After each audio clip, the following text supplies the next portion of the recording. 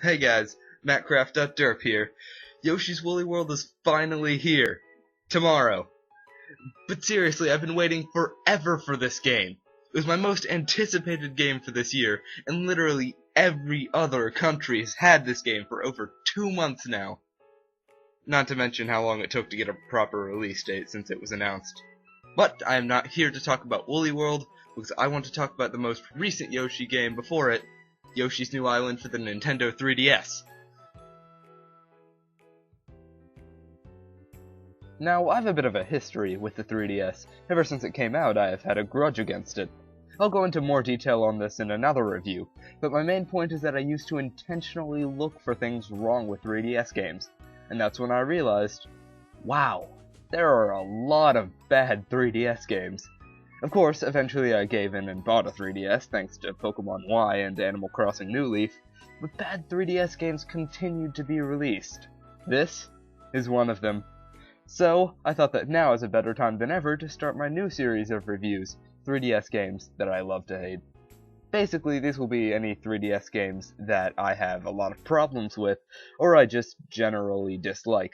So, without further ado, this is my review of Yoshi's New Island. Cue the intro, that I just remembered we don't have.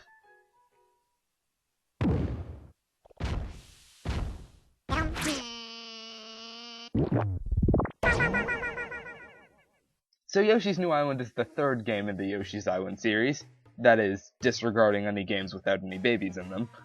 It is the successor to Super Mario World 2, Yoshi's Island, and the much-too-forgotten Yoshi's Island DS. Let me just talk about my experience with this game for a second. I've only beaten the game once, but I've played through the first 2 worlds 3 times. The first time was when the game came out, and I swear I got bored with it after only 2 worlds. I wasn't even trying to 100% the game. I wasn't getting every collectible, but I just couldn't go on. Later, knowing that Yoshi's Woolly World was coming out soon, or what I thought was soon since the game was delayed like there was no tomorrow, I managed to beat the game. Not 100%, but just casually. I did not enjoy it. Then, when Woolly World finally got a release date, I attempted to replay the game 100%. Every flower, every red coin, every level beaten again, but once again, I could not make it past World 2. It's not because I couldn't do it, the game is easy as sin, but I didn't want to anymore. At all. I could have started sooner so I could have more time to write this review, but I just didn't want to. It's so bad. So you know what I'm going to do? I'm going to get nitpicky. I'm going to go through my experience 100%ing every level in the first 2 worlds and point out everything I didn't like about it. Then, I'll skip to the end of the game and talk about that. If you have a problem with me nitpicking, just stop watching now, because believe me, this is going to be worse than my Smash Bros. 3DS review. So, to start out, before we talk about the gameplay, let's talk about the plot, specifically the opening cutscene. You may be thinking, though what's the big deal, it's the opening cutscene. See, I'm about to go on a tangent. Already. And we're not even going to get to the gameplay for another few minutes, so buckle up. The game opens with answering the age-old question of where babies come from, a magical cloud where all the storks go to deliver them to their parents. This is an interesting plot device, giving us some backstory of where the stork comes from. And it's never mentioned again. Moving on, we see the stork that we all know and love delivering Baby Mario and Baby Luigi to their parents. Wait, didn't we already do this in the first game? Yes, Nintendo wants us to believe that this game takes place between the defeat of the final boss of Yoshi's Island 1 and the final cutscene where the babies are delivered to their parents. So, to put it bluntly, between Yoshi's Island 1 and Yoshi's Island DS. This is where the problems start. Now, Nintendo trying to overcomplicate the timeline isn't the problem here. I'm perfectly okay with that. But just remember this, because it'll bring up a lot of problems later. Anyways, the stork actually takes the babies to the wrong house and flies off in a panic. In this commotion, Kamek swoops in and kidnaps Baby Luigi, only to have Baby Mario fall down to the ocean below. Again. He lands on a floating planet called Egg Island, think Little Planet from Sonic CD, but stupider, since this one is made up entirely of water, except for one island at the top. But, as it turns out, Baby Bowser, who has made a miraculous recovery given that according to the timeline he just got his giant ass pummeled by Yoshi, has taken over the island. Again. Sorry, I won't make a habit of that. But take a look at Baby Bowser's design here.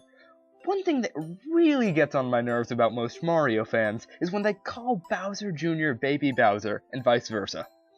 I can understand if they call him both Baby Bowser or both Bowser Jr., but it's as if they intentionally get it wrong for both of them for no reason. So that begs the question, since they are separate characters, why does Baby Bowser look so much like Bowser Jr. here? The only time that this has happened before was in Mario and Luigi Partners in Time, which takes place after all of the Yoshi's Island games. And yes, I know what MatPat's game theory said, but MatPat's game theory is wrong. I can accept any other one of his theories as correct, but that one is just wrong in every conceivable way. He's trying to put across that Partners in Time takes place between New Island and DS, meaning that the babies went from being in diapers to wearing actual clothes, back to being in diapers. What sense does that make, Mr. Game Theorist? So, for the purpose of this video, it's Island 1, then New Island, then DS, then Partners in Time. This is why Baby Bowser looking like Bowser Jr. is dumb. According to MatPat's timeline, Baby Bowser would have gone from looking like himself to looking like Bowser Jr. for 2 games, and then back to looking like himself. However, according to the actual timeline, he goes from looking like himself to looking like Bowser Jr., back to looking like himself, and then back to looking like Bowser Jr. Neither of these make sense. Because Baby Bowser should look like himself in this game, not Bowser Jr.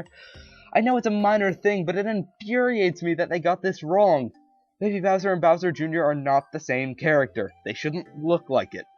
And you know what's even more of a minor complaint? Past Kamek in this game looks more like regular Kamek, when in Island 1 DS and Partners in Time, he has his own unique past design. So why didn't they use it here?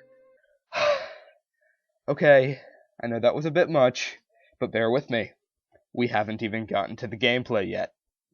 Baby Mario lands on Egg Island, and the Yoshis there don't seem to recognize him. This seems to imply that they are different Yoshis than the ones in the first game. But earlier, they are called the Yoshi Clan, who are said to be the same Yoshis from the first game. In addition, this entire scene plays out the exact same way as it did in Island 1. So you're telling me that the only reason this game takes place on Egg Island instead of Yoshi's Island is so that they could basically reuse the exact same plot of the first game? That's so stupid! At least in DS, the Yoshis acknowledged that they knew who Baby Mario was because they remember him from the first game. Here, either they're different Yoshis, which the game seems indecisive on, or they're the same Yoshis who suffered from dementia because they must have traveled at light speed to get here, because they literally had to be at Baby Bowser's castle on Yoshi's Island mere minutes before, if the game truly takes place when it says it does. But now, finally, the gameplay, which starts us at the map screen. What, no Welcome to Egg Island stage like there was for Yoshi's Island in the last 2 games? Oh, I'm sorry, I mean the last 1 game, because this game continuously acts like Yoshi's Island DS never even existed. What do I mean? Well, for one thing, there's only 1 baby in this game, that being Baby Mario. I have no idea why they wouldn't capitalize on the multiple babies gameplay after it worked so well in DS. Oh, but it's okay, since the game takes place before DS in the timeline. No, that's not okay! That's no excuse to downgrade the game just because you're too lazy to program in multiple gameplay styles. And that's not the only thing off about this game either. Everything, and I mean everything, seems like it was ripped directly out of the first game and just slapped on in here. Everything that wasn't in DS, but was in the first game is here. Everything that was in DS and was also in the first game is here. Everything that was in DS, but wasn't in the first game, not here. So basically, everything in this game is either from the first game, or it's original. Except for one thing at the end, but we'll get to that. And as for original things, there honestly isn't that much. The main selling point of the game was the metal and mega egg dozers. Giant eggs that had different properties when you threw them. Yes, there were giant eggs in the first 2 games, but they weren't nearly as big as these are. These are utilized well in the game, and the puzzles they made with them work really well for what they tried to accomplish. But, sadly, this concludes anything original in the game. Except for one thing that I'll get to later. Nintendo, you can't just have one original game mechanic and advertise the game purely based on that. It's misleading. It's like they're trying to scam us out of our money or something. As for the general look and feel of the game, I actually like the art style. A kind of clay-looking world really works given the crayon backgrounds that the series is used to. The 3D also looks really good with this art style, but that can be said about just about any 3DS game. I also see no problem with the music. It sounds as if it's being played with toy child instruments such as xylophones and kazoos. I once again think this works well given the regular feel of the series. Regarding the gameplay, everything feels normal, but it's kind of weird that I can't hold up to aim an egg directly up at the same time as moving in midair.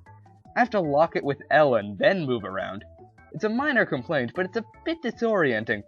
I thought at first that it was just the 3DS's circle pad, but sure enough I popped in Yoshi's Island DS and could do it just fine. It's just a new island that it doesn't work. Even using the D-pad it doesn't. I don't know why that's the one thing they changed when everything else seems to work just as it did in the last two games, physics-wise at least. I also find it's a bit imprecise when I'm trying to go down a pipe. No idea why though. The first thing that's immediately apparent is that the game is ridiculously easy, at least compared with the first game. Island 1 was brutal, and going for 100% just added to the brutality. DS was easier, but it was still no walk in the park, especially when going for 100%. This game, however, is laughably easy. If you want to get even a minor challenge out of this game, go for 100%. Or better yet, don't play it at all. That's what I'd recommend at least. Another thing I immediately noticed is that getting eggs from an egg block or by swallowing an enemy doesn't just give you green eggs, but it could possibly give you yellow or red eggs. Yellow eggs give you coins when they break, and red eggs give you stars. So say you kept your 30 stars needed to get 100% on a stage up until a boss door in a castle level. However, you take damage from the boss, making you lose some stars. In previous games, you'd be screwed unless you had a plus 10 or plus 20 stars card in the first game, which, by the way, are nowhere to be found in this game. But here, you can just farm eggs until you get some red ones and refill your stars from those as long as you don't kill the boss. That's stupid. Where did all of the challenge go? You'd think that the game would be more difficult since it's using basically all of its assets on things from the first game, but no! You screw up, there's no repercussion. There are these doors that you see in some levels that send you into gyroscope-controlled transformation areas, where you have to get all of the collectibles and reach the exit before the time runs out. Oh? What's that? You missed a red coin or flower and ran out of time? Or did you select the wrong split pathway with no collectibles in it? No worries, you can try again an infinite amount of times. You won't lose any of your collectibles or lose a life, which, by the way, lives are very plentiful in this game, but that's a standard in most Nintendo games nowadays. Hell, it's always been a standard in Yoshi's Island games.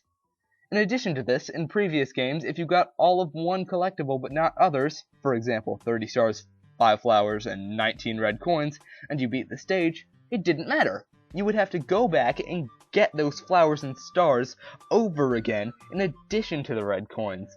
However, in this game, you could just go back and only get the red coins. This makes things significantly easier. But I can't complain about this too much, as it is very useful in some levels. Plus, if it did work in the old way, I can assure you I would have gotten bored with it a lot sooner than after World 2. I guess now's a better time than any to get into the nitpicking section. Remember, first two worlds, every level, 100%, everything that ticked me off or piqued my interest. World 1-2, Sonic Adventure reference. Don't even lie, you thought it too. But seriously, what's the point in making these binoculars use gyroscope? I get the transformations, but this seems kinda pointless. But you know what's even more pointless? Why is there a timer on using them if they just reappear once you're done? That's stupid! World 1-3. So when you hit this question cloud, a pattern of coins appears like this.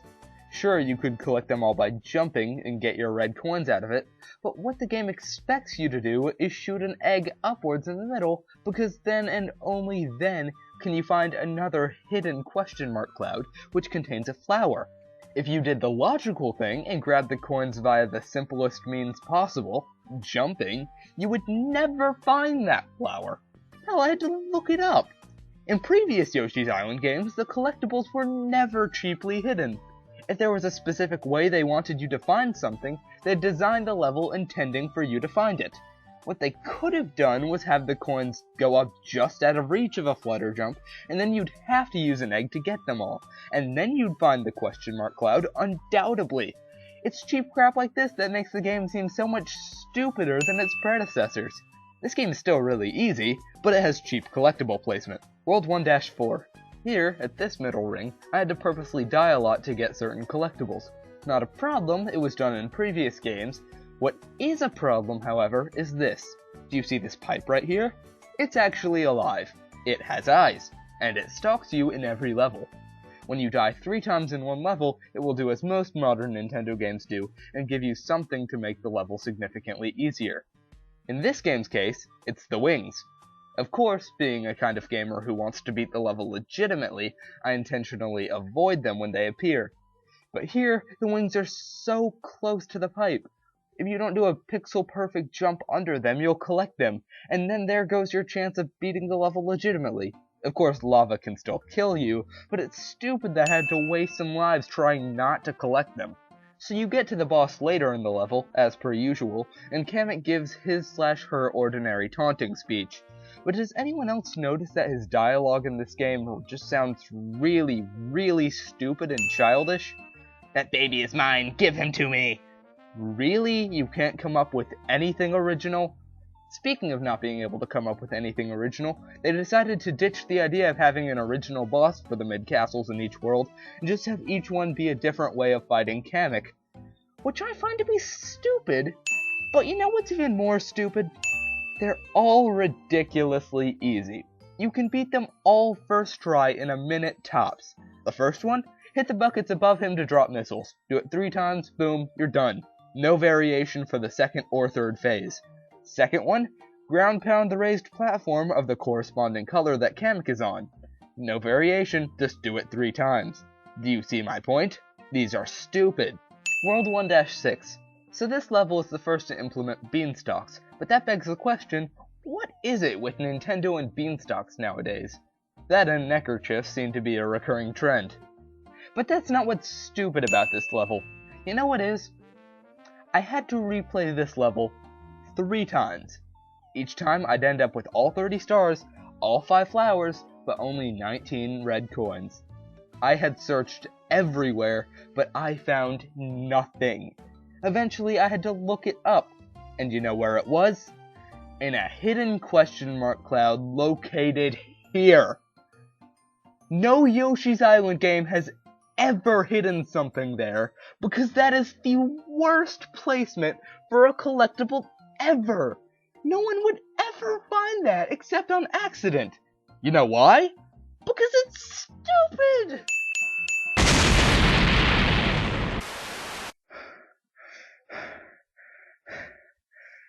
Okay. Moving on. World 1-7. They don't put red coins here. Thank God. World 1-8. The level itself is fine, but what bothers me here is the boss fight. As usual in this game, Kamek has stupid banter. Hey, you're here. Say hello to this boss. And then, instead of sprinkling magical Kamek dust on a tiny enemy to make it larger, he hits it with a giant magical hammer. Seems legit. A small bean enemy becomes a giant pea pod, which is a stupidly easy boss. Yes, it's not just Kamek. All bosses in this game are stupid easy. In this one's case, throw an egg at it, dodge easy to avoid vines, throw more eggs, rinse, and repeat. And he only takes 3 hits. Predictable. At least the boss fights in the last 2 games were clever, but these are just stupid. So, if you 100% all levels in one world, as in the last 2 games, a special level is unlocked. DS has 2, but this one, like the first game, only has 1. But, to be fair, DS only had 5 worlds, while this one and the first one both have 6. World 1-S. So, as per usual with special levels, this one is actually pretty difficult. That's a good thing, given that nothing else in this godforsaken game has offered any kind of challenge. But it's not necessarily pure difficulty, as if you know what to do, beating it is no problem whatsoever. The challenge comes with getting every collectible, as the level is laid out like a maze with multiple pathways. But you know what? At least they tried. Good level. So at the end of each level, like in previous games, there's a ring of flowers that you collected. When you go in the ring, a roulette starts going. If it lands on a flower, in previous games, you'd get to play a minigame to increase your lives. However, here, since they were too lazy to program minigames, we have medals. Landing the roulette on a flower gives you the same amount of medals as the flowers you have. Once you get 30 in one world, you unlock that world's vehicle challenge. These are just extended gyroscope-controlled transformation areas and can be used to get extra lives. This one's fairly easy, but they become very bipolar with the difficulty later. World 2-2. So this level has a neat new concept where you have to guide a mimic Yoshi into death in order to get a star. It's implemented very well, and given that it's basically the only original thing in this game besides egg dozers, that's good. World 2-3. You know, given that you can just go back if you run out of time, it might be a good idea to actually put something in those split pathways. Just saying. Also, way to show where the chomps are gonna land. It's not like we wanted a challenge or anything. World 2-4. Kamek again. Give me the baby. Yoshikins? That's it. Boss is still pretty easy. Let's move on. World 2-5. Hey Jackhammer Yoshi, this is what I mean by split pathways. World 2-7. Way to make me purposely die a few times thinking that Cloud was more than a 1-up. Also, Helicopter Yoshi, way to also not take advantage of multiple paths. World 2-8. Kamek Banter, Yoshi baby, yada yada yada. Now this boss is a giant bat. All you do is throw 3 eggs at him, but you know what? He can actually be a bit challenging when trying not to lose any stars. But then you remember that you can get red eggs from any one of his mini-bats. Stupid. And, as well, you can hit him before he even summons his mini-bats. That defeats basically all of the challenge. God, what were these game designers thinking? World 2-S. Okay, I know that I've been mostly negative up to this point, but I have to say, this is the best level I've played so far. And that includes all of the main levels in the game, and the first special level. This level is brutal, just like a special level you'd see in Yoshi's Island 1. As a matter of fact, I could not 100% this level. Hell, I haven't even beaten it yet. It's really, really freaking challenging. And that's fantastic! Why can't, I don't know, every other level in the game be like this? And I'm not saying that they should be insanely hard, unforgiving, but still fair. I'm saying that they need to show effort. Because you know what this level shows? Effort! Effort on part of the game designers. Way to go, game. You actually have a fantastic level in you. Also, this stage's music is probably the best in the game. So, moving on to this world's vehicle challenge. For some reason, they thought it would be a good idea to make it brutally difficult with absolutely no room for error. While the last one was insanely easy. Game, I'm just asking. Are you okay? Like, in the head okay? Because I don't think you are. At all. So, finally, we're done nitpicking the first 2 worlds. So, let's nitpick the last level! 4 worlds of stupidly easy levels later, we finally get to Baby Bowser's other castle. Hey, remember, this is Egg Island, not Yoshi's Island. For some reason. Time to save Baby Luigi. Again. After playing through the level, we reach Baby Bowser, who awakens due to Kamek's stupid banter. Give me the baby, I have nothing else to say! And you know something that I find odd? Baby Bowser speaks in this game like a child with a lisp. He didn't in previous games, or canonically future games, so why here? Oh, whatever. Now we fight Baby Bowser, which is fine since we did it in the first game, yes, and even Yoshi's story. It'd feel wrong if it wasn't here. Also, his voice clips are basically Bowser Jr.'s, which is stupid. But that's not the problem. After the fight, Kamek gets butthurt, so he turns Baby Bowser giant. Exactly like he did in the first game. Exactly like he did in the first game. And the fight is exactly the same. Can they do nothing original? This is inexcusable, and to put it bluntly, stupid! 3 hits, he's down, game over, we saved Baby Luigi, just like in the first game. Right? No? What could they possibly do next? Suddenly, warping through space and time, King Bowser appears. Are you serious? You can't be serious. Future Bowser just shows up out of nowhere? Are you freaking serious? They just threw him in there to make the game not one, but 2 boss fights longer? That's right, once you beat regular Bowser, which plays the exact same as it did in DS, Kamek shows up again and makes him giant as well. And this one, final boss fight, plays exactly like the giant baby Bowser boss fight, which is ripped directly from the first game in an area that looks exactly like where you fight giant Bowser in New Super Mario Bros. U, and this is so stupid! At least in DS they explain why Future Bowser is there. Hell, he's a main plot point throughout the game. Here, he's just thrown in for no freaking reason. I have never, ever seen anything more lazy in a video game, ever. This is exactly what I was talking about in my Mario vs. Donkey Kong Tipping Stars review. What crack addict at Nintendo thought that this was even slightly a good idea? Morons! Absolute morons! Ugh. I need a nap. Yeah, a nap sounds nice. So Baby Luigi and the stork are saved, and the 2 baby Mario brothers are delivered safely to their real parents. Again.